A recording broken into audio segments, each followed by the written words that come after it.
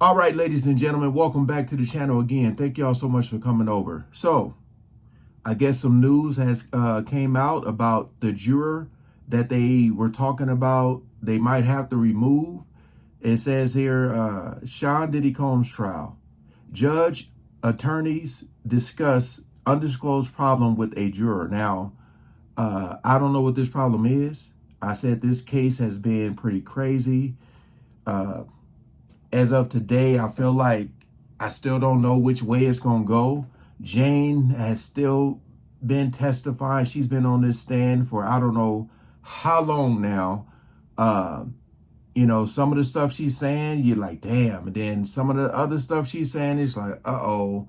Because it's like, you know, the defense is trying to paint the picture that she wanted this lavish lifestyle. You know, I even read a comment where someone said that his team probably told him, or someone in his camp told him probably to continue to pay her rent. But my whole thing is like, I don't know. A lot of people are just saying it's up in the air. It's up in the air. Still trying to see who else is going to testify after her. And I hope it's the KK chick. But we're going to check this video out because I want to see if they're going to talk about the whole issue with the juror. But we ain't going to waste no more time. Let's jump right into it. Back on the stand, the ex-girlfriend of Sean Diddy Combs under cross-examination, trafficking and racketeering trial, testifying under the pseudonym Jane. Combs' lawyers are trying to counter her testimony about trauma, arguing she benefited from the lavish gifts during their relationship, including designer jewelry and handbags. Combs has pleaded not guilty, says he never forced anyone. ABC News contributor and trial attorney Brian Buckmeyer joining me now live. Brian, the defense argues that Jane was a willing partner in all of this. So... how convincing is their argument? Yes, okay, we started a little bit late today. We started at 1 p.m. Eastern time, and so we haven't really gone that deep into Jane's testimony. What we've got so far is that the defense on cross-examination is showing numerous text messages and also asking Jane questions about her participation in these hotel nights, as she described them, that showing text messages where she initiated conversations, wanting to have sexual relations with Sean Combs, and even showing that there were instances where Sean Combs said that she did not need to participate in hotel nights. And in 2022, there was at least a 2-month stretch where there were no hotel nights, and it shows that there was this back and forth, and she did have some control and consented to some of these relationships. I think it's trying to show a different side from what we see. That's what I'm saying. And you know, I was reading up on all that, and I was like, that don't look good.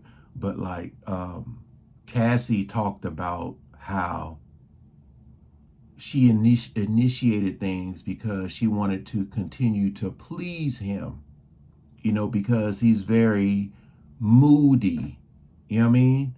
Like she wanted to always keep him in a good mood. That's why, you know, sometimes she would make those calls or say, like, I want to have another freak off.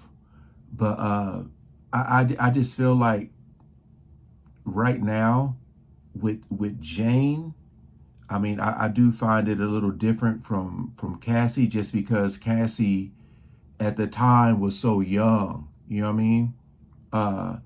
But it's going to be very interesting how this plays out. Like, you know, when she comes off the stand, what's going to be like the take from that? Because right now, a lot of people, like I said, it's 50-50. Is she going to say something that's going to make a turn? I don't know. Saw in the government's case during direct examination where they showed these text messages, but she was allowed to explain her feelings behind them, not just the messages themselves. Got it. So we've also learned about potential problem with one of the jurors now in this case. What do you know?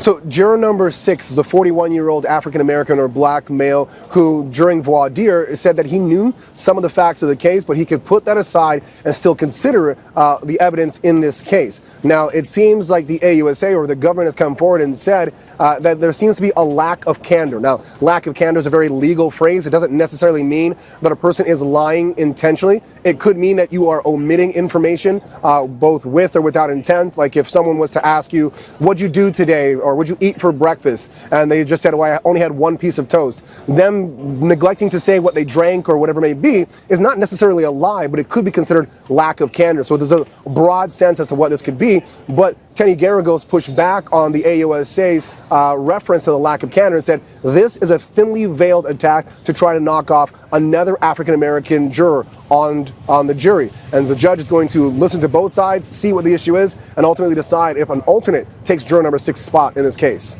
All right. We're tracking it right there with you. Thanks, Brian. And for more on the trial, you can catch our show, Burden of Proof, the case against Diddy, every night, 5:30. Okay, so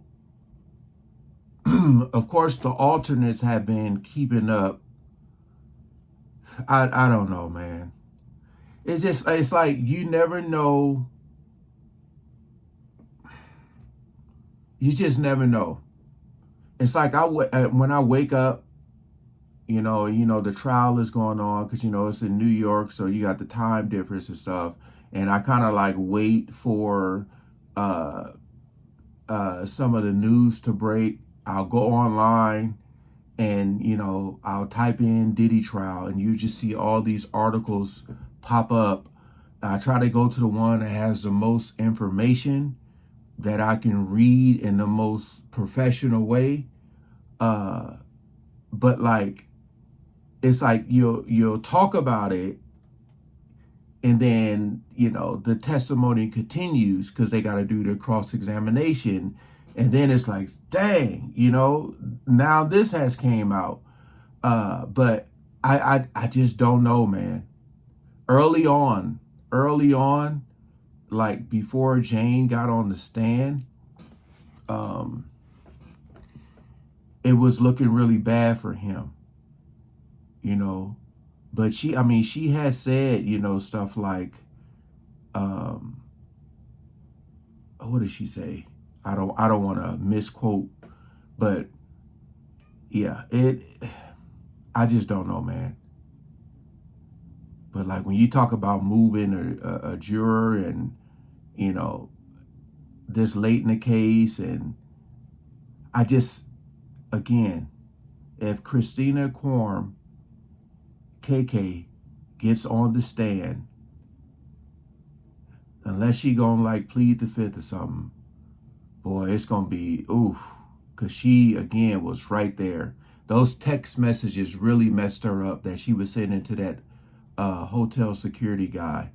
That really messed her up because, she came out and was talking about, I can't believe people would think I would, be involved and not say nothing. That looks really bad for her. So I'm very interested, once Jane gets off the stand, who's gonna come up next.